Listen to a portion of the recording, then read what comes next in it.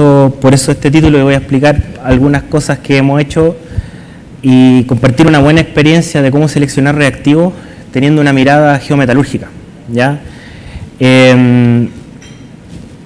Para hablar un poquito de los contenidos, vamos a partir con la introducción de la compañía a la cual pertenezco, que es Lumina Copper Chile, Faena Caserones. Voy a explicar un poco la metodología de selección de reactivos que tenemos.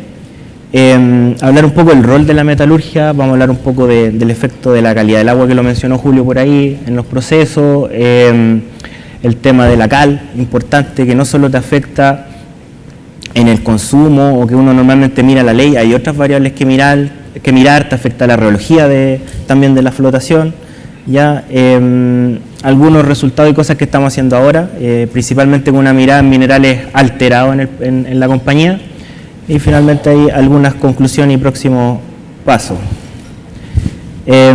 Para hablar ahí de Caserones, una mina a rajo abierto que está ubicada más o menos a 162 kilómetros desde Copiapó. Tiene una altura, más o menos la planta, 4.300 metros sobre nivel del mar. Ahí se ven algunas fotografías del campamento. También tiene condiciones adversas como nieve. Yo antiguamente trabajaba en Andina, pero acá sí que se pasa frío. Pero tiene algo bueno que el campamento también está a 2.000 metros sobre el nivel del mar, por lo tanto uno puede dormir mejor, no como Coyahuasi y otras faenas, que es un poquito más complicado comer incluso en la noche.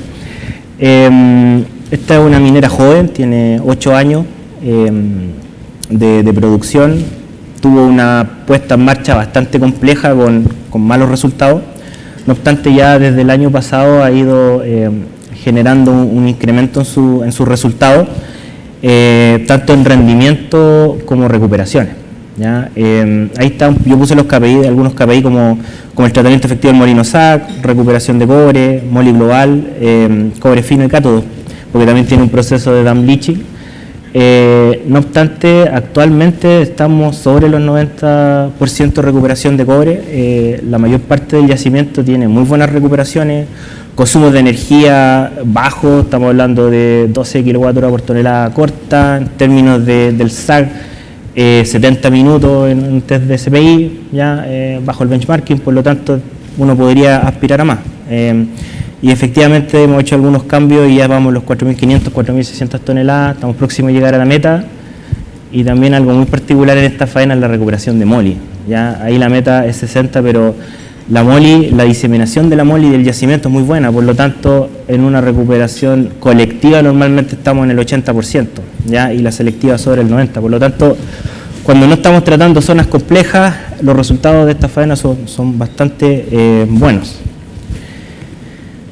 Pasando a la metodología, yo en mi experiencia, cuando recién partí, estaba conversando recién ahí con un colega, normalmente aquí la metalurgia siempre quiere solucionarlo todo con un reactivo, ¿ya? Que el reactivo sea mágico y ojalá un reactivo. A medida que pasa el tiempo, los minerales se vuelven más complejos y a veces es necesario más de una química, más de un colector, más de un espumante, o tener recetas, ya como seguramente Marcelo va a mostrar en su presentación, operacional antes de irse a un cambio reactivo. Lo que hacemos normalmente nosotros es irnos con una caracterización del mineral, ya seleccionar una muestra y que esa muestra sea completamente representativa. ¿Qué quiere decir? Que represente lo que va a venir en 1 año, 2 años o de una zona X, distintas zonas, porque eso nos asegura que lo que estamos evaluando realmente va a entrar a la operación, ya, y va a tener una respuesta geometalúrgica óptima. Ya usamos muchas técnicas instrumentales como ChemScan, DRX, microscopía, en algunos casos ICP para ver algunos minerales o algunos elementos más específicos, obviamente análisis químico y si requiere algo más, algunos otros análisis. Después de eso, ya teniendo eso, entendemos un poco el mineral, hacemos una prueba de flotación estándar. ¿Qué quiere decir eso? En el laboratorio, a las condiciones estándar de operación, ya vemos la respuesta que tiene en recuperación de cobre, moli, peso, insoluble, fierro. Como mencionaba en la presentación anterior, Julio, el fierro es importante, pero también el insoluble. Uno operacionalmente puede generar estrategias para bajar el insoluble, por ejemplo, metiéndole menos aire en las primeras celdas. Y generar una caracterización en base a lo encontrado. Si yo sé que voy a tener una diferencia de recuperación en una prueba estándar, después me voy al tercer punto, que sería una prueba operacional. ¿Qué quiere decir eso? genero cambios en la celda de laboratorio que podría hacer en la operación industrial. Si tengo agua, le puedo cambiar un poco el sólido, puedo modificar el pH, ya, cosa de que antes de irme a un cambio de reactivo o buscar alguna alternativa, yo pueda primero evaluar que no hay nada que yo pueda hacer en mis condiciones operacionales actuales. Y dentro de estos tres puntos también voy a explicar paso a paso el rol de la geometalurgia, porque también analizamos la calidad del agua que tengo, la calidad de la cal, etcétera, etcétera. Una vez que eso ya no ha funcionado, y uno digo, ya, efectivamente los minerales te dicen que está alterado, es de una zona más somera, sufrió oxidación, paso a la parte ya química, ¿ya? Y acá algo que he conversado mucho acá con los colegas de Solvay, que yo siempre les pregunto en base a la mineralogía, ya, ¿cuáles son las químicas que me servirían? Por lo tanto, yo selecciono la química más que el reactivo MX o LC o el X, sino que en base a ya la información que tenemos de la mineralogía, qué reactivo sería el óptimo. Y en base a eso hacemos un protocolo de prueba y normalmente andamos muy bien porque hay muchas pruebas o resultados con distintos minerales, porque las compañías, no solo Solvay y otras también de otros colegas, tienen mucha información geometalúrgica, ¿ya? Y una vez que ya tenemos cierto el reactivo, validamos y después hacemos la definición del reactivo. Y no solo veo recuperación en peso, también, por ejemplo, hacemos pruebas de persistencia de espuma, porque muchas veces los reactivos, ¿cierto?, para mezclarlos se les mete un poco espumante y eso también puede generar una sobreespumación en la planta, por lo tanto hacemos pruebas de espumación o de colapso de espuma, así como otras variables metalúrgicas. Y recién ahí nosotros definimos, ya, vamos con una prueba industrial y de esa forma aseguramos ya que la prueba sea exitosa y no simplemente prueba un reactivo acá porque funcionó, no sé, en Perú o en otro lado, que es lo normalmente se hace, ¿ya?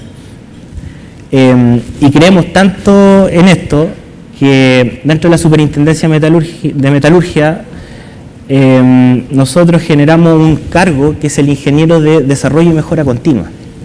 Porque normalmente el metalurgista en el día a día, ya sea el 7x7, si es que tienen, o un metalurgista de flotación, está mirando el turno a turno. Entonces cuando uno quiere meterse a analizar geometalurgia o quiere innovar o hacer algo, no te da el tiempo, siempre va a haber un problema en la planta que te va a sacar del foco, por lo tanto generamos ese cargo, y ese cargo en particular es un ingeniero metalúrgico y tiene un máster en geometalurgia en la Universidad de Concepción, por lo tanto es experto en esta línea y nos está ayudando a desarrollar toda la línea geometalúrgica en la compañía. Como mencionaba recién, para respaldar todo este tema geometalúrgico, ya es importante conocer algunos aspectos. La caracterización geometalúrgica de nuestro yacimiento. Generalmente en metalurgia en la academia te enseñan que es la ley, que es el P80, y así tú estás en una universidad más o menos, que es la liberación, pero nadie te explica la relación entre los minerales, ya, la litología. Entonces es súper importante el origen del yacimiento, cómo se formó, y qué es lo que tú podrías esperar como respuesta geometalúrgica en las plantas de flotación o incluso molienda. Otro tema importante es la calidad del agua, ¿ya? Julio lo comentó, pero el contenido, concentración e interacción de los iones presentes con el proceso, con los reactivos que estoy utilizando, con los minerales que entran. Si consideramos un mineral, siempre ya la ley de cobre, la calcosina, pero la mayor parte del mineral es ganga, y la ganga es la que juega un rol importante en la reología, por ejemplo, en el proceso de flotación. Otro importante es la cal, ¿ya? Conocer los efectos de la preparación, con qué tipo de agua la preparo, qué iones me generan una mejor cinética preparación, qué iones me generan una pérdida en la hidratación de la cal o un ahogamiento que se genera en un mayor consumo, y que incluso pueden generar un tamaño de partícula o de grano en la cal que no va a generar una buena depresión. ¿Ya? Normalmente en las plantas de cal es lo último que uno mira, ya uno se mete ahí cuando te quedaste sin cal y te va a parar la planta concentradora, pero es súper relevante conocer esto, y siempre las compañías se van por el costo, ¿ya? Y nos vamos a las cales chilenas, pero las mejores cales chilenas en calidad y más allá de la ley, como lo voy a mencionar acá, no son chilenas, pues. Son argentinas, son la turca, la vietnamita, la mexicana, ¿ya? Entonces puede tener un mayor costo, pero hay que hacer el trade-off, ¿cierto?, de lo que el beneficio que te genera tener una buena cal en comparación a una cal chilena. Y lo último son las condiciones operacionales intrínsecas o particulares de cada operación. Cada operación es distinta, tiene un distinto circuito de flotación, tiene mañas particulares, por lo tanto es importante conocerlas también para seleccionar un reactivo. Aquí hace unos años hicimos un estudio, estábamos controlando el pH natural. Uno controla el pH natural, ¿cierto?, para tener, si es que hay más acidez o el pH es más básico, para saber más o menos cuándo consume de cal. Pero ¿qué es lo que te genera eso? ¿Qué lo genera? Cuando nos vamos más atrás y empezamos a irnos a la geometalurgia, por ejemplo, este es un caso de Codelco Andina, que encontramos 6 minerales que eran los que te movían el pH natural. ¿Ya? Unos te generan un pH natural ácido y otros sobre un rango te generan un pH natural básico. Por lo tanto, teniendo eso, ya como los geometalurgistas para sacar muestras son buenos, tenían un montón de información, por lo tanto uno ya sabía que si entraba cierta proporción de minerales de esto, el pH natural iba a ser básico o iba a ser ácido. Por lo tanto, uno ya podía descartar esa variable en la operación y también generar un mejor presupuesto de consumo de cal para el año que viene, ¿ya? Y no un promedio de los años anteriores como se hace en muchos lados. Bueno, y en ese estudio habían 3, ilmenita, dolomita, jarosita, que generaron un pH más ácido y el otro un pH más básico. Otro tema muy relevante es la calidad del agua. ¿Ya? En el caso de Caserones, por ejemplo, tenemos agua fresca, agua recuperada, pero también tenemos un dump donde hay piscinas de emergencia y cuando hay exceso de nieve, esa piscina se recircula a la planta concentradora, porque no te queda otra opción. ¿Ya? Este invierno, por ejemplo, nevó más de casi 3 metros, por lo tanto elevó el nivel de las piscinas, no teníamos la capacidad y tuvimos que tirar a la planta concentradora. Obviamente con la escoba tuvimos que restringir el tratamiento, pero si uno se da cuenta acá hay iones muy perjudiciales para la operación, como son el aluminio, y se fijan en la magnitud del cambio que se genera de un agua fresca a un agua un poco más compleja, magnesio, el cobre en solución, que es crítico para la activación de pirita, ¿ya? Los sulfatos, también tremendo el cambio de iones sulfatos, estos precipitan en el proceso, te pueden generar más incrustaciones, sólidos en suspensión, etc. Por lo tanto, hay que tener la claridad de conocer los iones que tenemos en nuestros procesos, en la agua, qué agua usamos. Y uno muchas veces piensa, me acuerdo que en una faena me decían, no, si el agua fresca es filete, calidad no varía. Después les voy a mostrar un gráfico que en un mes varía casi más de 100%. ¿Ya? Por eso es importante medir, ¿cierto?, para entender el fenómeno. ¿Y por qué es importante conocerlo? Acá muestro un estudio, ya principalmente donde se ve acá calcopirita, ya donde se generan una depresión de cobre por magnesio y calcio. ¿Ya? Cuando yo tengo más concentración de magnesio, bajo mi recuperación de calcopirita, lo mismo con el calcio. ¿Ya? Y en el caso de la mole, acá hay otro paper, también cuando tengo mucho magnesio, mucho calcio, la recuperación puede bajar incluso a 20-30%. ¿Ya? Entonces, no solo el agua tiene magnesio o calcio, también la cal. Cuando yo compro una cal de mala calidad, que digo, tiene 80% de ley de CaO, pero ¿cuánto aluminio tiene? ¿Cuánto magnesio tiene? No lo veo. ¿Ya? El otro tema es la activación de pirita también es fundamental. La presencia de cobre en el agua, que es clave, lo mencionó creo Julio en la presentación anterior, los medios de molienda. ¿Ya? ¿Yo puedo evitar esto? Sí, generando, hay algunos quelantes que te podrían ayudar. Yo tuve la experiencia de hacer una prueba con amina. Efectivamente uno veía que la mina, ese quelante, se acomplejaba con el cobre y evitaba que la pirita después flotara. Por lo tanto, entendiendo un poco el agua o los iones más críticos, uno puede tomar ciertas acciones para que no te perjudiquen en la operación. Y el tema de la cal. ¿Ya? Normalmente en las operaciones mineras yo mido la ley, el óxido de calcio libre, la granulometría, dependiendo de mi proceso, como si uso un vertimil para moler o tengo un molino o no lo tengo. Ya en una minera que es un poquito mejor, reactividad de cal. Pero caracterizar la cal es muy raro. Controlar la calidad del agua con la que estoy preparando la cal, seguro que casi ninguno. Y la pérdida por ignición, que tiene que ver con el proceso anterior, cuando pasé el carbonato de calcio al óxido de calcio. Eso es fundamental. No es lo mismo preparar la cal en un horno vertical que en un horno horizontal. ¿Ya? Eso genera una cal con una porosidad distinta, y eso tiene un efecto distinto en el proceso de flotación. ¿Ya? Y que normalmente es en las mineras, las plantas, la más barata, ¿ya? Pero justificar esto, claro, toma tiempo, hay que generar investigación, pero lo vale, por supuesto que lo vale, porque te puede generar muchos mayores dividendos. Acá muestro un análisis y fracción de rayo X de distintos tipos de cal. Aquí es cal chilena, argentina y si no me equivoco hay una turca. Si se fijan, tenemos en algunos calcio, magnesio, aluminio, por lo tanto cada cal ya va a tener características distintas, ¿ya? Y es importante controlarla. Y la cal no es un reactivo, la cal es un mineral, porque se extrae de un yacimiento, ¿ya? A mí me tocó la experiencia de un proveedor argentino, súper buena cal, y yo lo controlaba, y hasta que un momento empecé a ver que esto cambió, y le dije, oye, pero ¿por qué me estáis tirando, cambió los contaminantes? Ah, sí, lo que pasa es que estamos en otro sector, ya no estamos en el mismo. Claro, porque tú lo controlas por el óxido de calcio, pero también tiene otros contaminantes, y eso como no lo controlamos, no lo vemos, ¿ya? Y obviamente nos puede afectar el proceso de flotación. Por lo tanto, no es suficiente medir el óxido de calcio, hay que controlar algunas cosas, y no es necesario medirlo todos los días, si una vez al mes, hacer un compósito, también puede ser simple y barato. Y ya yéndonos al proceso de preparación de la lechada, el agua que yo preparo, puede ser agua fresca, agua proceso, va a tener un efecto, ¿ya? Hay iones como los nitratos y el ion cloro que generan un aumento en la cinética de la preparación, o sea, puedo acortar mi tiempo de preparación de la lechada, pero también tengo iones como el fosfato, el carbonato, ¿cierto? Que genera una pérdida en la hidratación, ¿ya? O sea, si esta concentración de sulfatos que estoy preparando la lechada aumenta, voy a tener una mayor cantidad de rechazo. Si tengo una mayor cantidad de rechazo, voy a empezar a aumentar mi consumo, ¿ya? Por lo tanto, es fundamental controlar este tipo de iones que normalmente lo tenemos en las plantas concentradoras. Y acá hay un ejemplo de una operación, porque uno podría pensar, no, eso no me pasa a mí.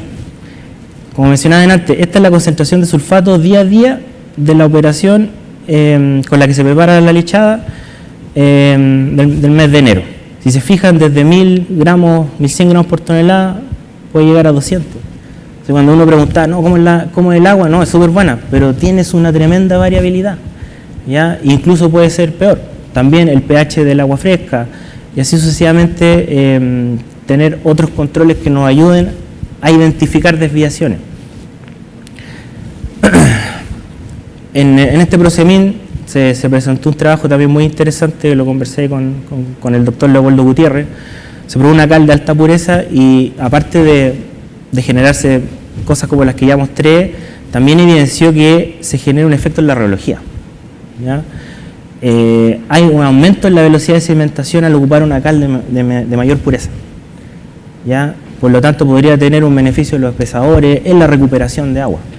Por eso es tan importante medir. De hecho, vamos a desarrollar ahora un estudio en los espesadores con la Universidad de Concepción para demostrar este efecto operacional y que nos podría ayudar, ¿cierto?, a mejorar la recuperación de agua incluso.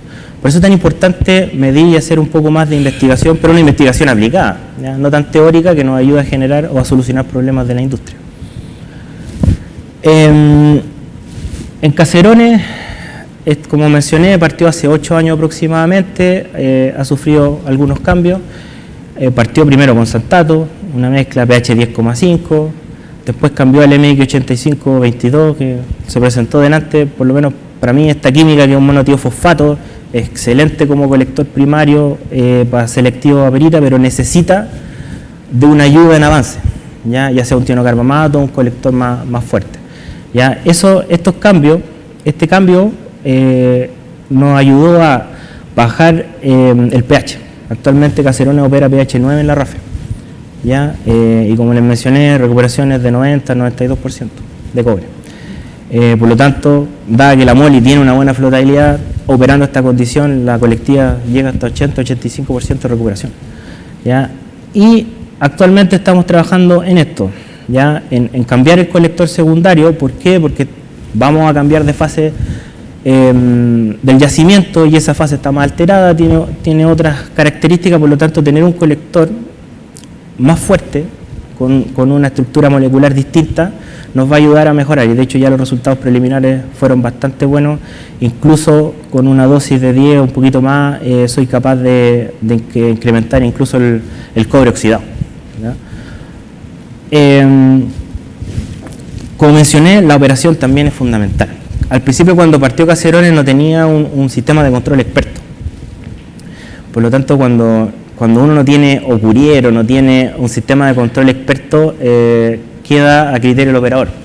Y ahí generalmente a veces puede dar, a veces no, depende de la expertise de las personas. ¿Ya? Cuando se implementó esto, de hecho fue el año pasado, generó, aquí está el rango de alimentación por distintas leyes, de menor a mayor, y cuando no uso y uso el sistema experto. O sea, cuando yo coloco el sistema experto, ya que es un sistema experto común y corriente basado en mass pool, efectivamente genera un aumento de recuperación en la operación Raffer. Como mencioné recién, también estamos trabajando este mineral alterado, ahí Solvay nos está apoyando. Este reactivo generó muy buenos resultados. Este mineral en particular, que es una zona CEP, que tiene que ver de origen epitermal, principalmente, por eso el nombre, tiene altos contenidos de tenantita y tetraedrita. Por lo tanto, vamos a tener leyes de concentradas bajas, pero cuando utilizamos el reactivo, generamos un aumento de recuperación más de 10 puntos en distintas combinatorias, ¿ya? Porque el tienocarbamato puro no era suficiente, ¿ya? Y principalmente, ¿por qué? Porque capturamos no solo más calcopirita, sino calcocina y también cobre oxidado. No obstante, este reactivo también tenía una condición, que era generar más espumación, ¿ya? Entonces dije, ya, pero si tiene espumante para la mezcla que hace ese reactivo, bajemos la dosis del MVC. Y al hacer eso, efectivamente, yo puedo equilibrar con el estándar y no voy a tener una sobreespumación a la planta. Entonces, por eso en los procesos de flotación siempre es bueno tener una mirada más sistémica, más holística. No es solo cambiar el reactivo, sino que tiene que mirar tanto lo que me ocurrió en el laboratorio y qué cosas o problemas podría tener en la planta, ¿ya? Para que no ocurran después y tengamos una fiesta de la espuma, como ha pasado por ahí en algunas plantas concentradoras. Bueno, acá hace caso respecto al factor K. En este mineral estamos hablando de un factor K sobre 10, 15 más o menos. Ya hay algunos casos emblemáticos que son mineras de por acá, ¿ya? Acá creo que otro colega, no sé, va a presentar un poco el tema del Max Gold, pero acá hay una diferencia estructural entre el IPTC y el Max Gold.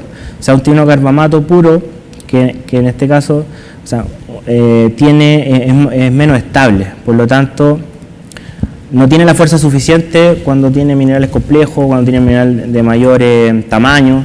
En cambio, este reactivo tiene una estructura molecular mayor, por lo tanto te permite ya mejorar la recuperación.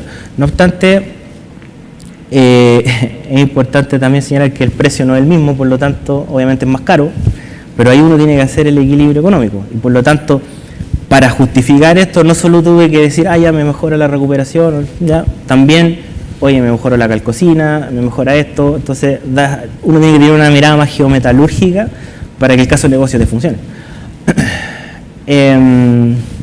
Ya avanzando a algunas conclusiones, la geometalurgia se utiliza más que para los planes mineros. O sea, tenemos que ir más allá de generar un modelo geometalúrgico. De hecho, por ejemplo, la Universidad de Concepción está trabajando ya en modelos georreológicos, ya dado que pueden medir yield stress en línea. ¿Ya? Y esto te permite tener un entendimiento de los fenómenos, ¿ya? Es necesario entender la fenomenología del sistema completo, ¿ya? Alguna vez yo tuve un profesor que me decía, el metalurgista de flotación que no sabe geometalurgia, no sabe flotación, ¿ya? Porque es tan importante conocer los minerales para saber la respuesta que tienen en el proceso de flotación, que te va a permitir tomar buenas decisiones al final. Controlar los iones presentes en el agua, o sea, es clave. Hay ciertos iones, tampoco es que te pongas a medir todo, pero hay ciertos iones que tú sabes que te van a afectar. Y los laboratorios químicos tienen la capacidad de medírtelo y cada cierto tiempo y tú puedes tener una idea o tomar alguna acción con eso, ¿ya? Para tratar de eliminarlo o usar un agua de mejor calidad. La cal para mí es fundamental, o sea, hay que mirarla más que por precio. O sea, uno tiene que ir a mirar el efecto de la rheología, el efecto de la flotación, ya la preparación.